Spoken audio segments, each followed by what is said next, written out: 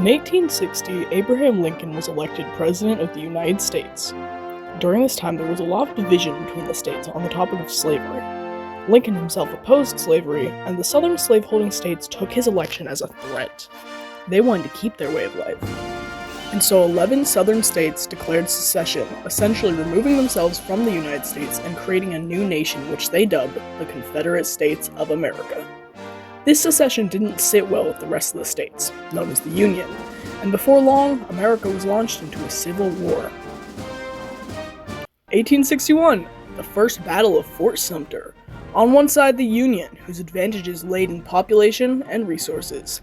On the other, the Confederacy, whose advantages were within their military experience and a stronger desire to fight. This was a war about slavery, something that the Confederates believed was their right. In the beginning, the Confederacy had the upper hand, so the Union needed to figure out a plan. They settled on Scott's Great Snake, or the Anaconda Plan, which was a strategy where the Union blocked all naval ports so that the Confederacy could not acquire new resources or sell things to foreign countries. And then the Battle of Bull Run, where both sides realized, this is going to be a lot worse than we thought. In 1862, there was the Battle of Antietam.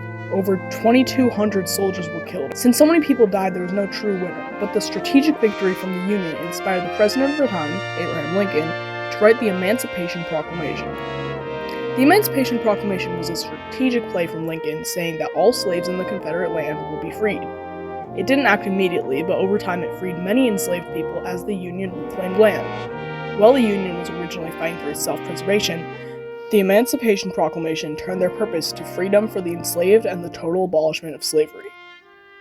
The war didn't end there, though. In 1863, the Battle of Gettysburg was fought, and it is marked as the turning point of the war. The Confederacy retreated and the Union was victorious, and they carried that victory into the Battle of Vicksburg. Their victory in Vicksburg meant that the Union had control of the Mississippi River, which essentially split the Confederacy in two. In 1864, things picked up, with the Union turning to the strategy of total war, putting all resources into war and aiming to destroy Confederate infrastructure and supplies. They succeeded on this front during Sherman's March to Sea, a military campaign that lasted over a month and resulted in the pillaging and destruction of multiple Confederate villages and buildings. 1865, the war is over. General Lee surrenders at Appomattox, giving the Union victory. The fighting is good and done. Obviously, there are some residual tensions, but the United States has officially entered a new age of Reconstruction. Things can only go up from here. Abraham Lincoln was shot by John Wilkes Booth while watching a play. Booth's motive was one of revenge, as he was a Confederate supporter. He was soon captured and given the death penalty. During the Reconstruction era, there were a lot of different efforts to restore peace among the states.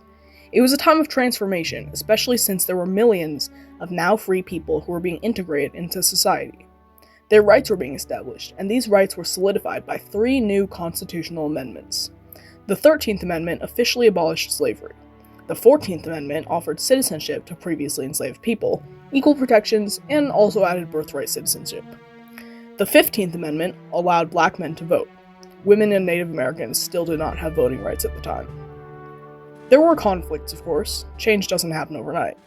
Southern states still attempted to restrict the freedom of black Americans, and groups like the KKK further suppressed their rights through intimidation and violence. But there were also good changes being made. In 1870, Hiram Revels became a senator in Mississippi, making him the first African American to serve in Congress. Soon after, Joseph Rainey became the first African American to serve in the House of Representatives. In 1876, there was a presidential election between Rutherford B. Hayes, a Republican, and Samuel J. Tilden, a Democrat. Tilden won the popular vote, but there was a debate on the outcome of the electoral vote.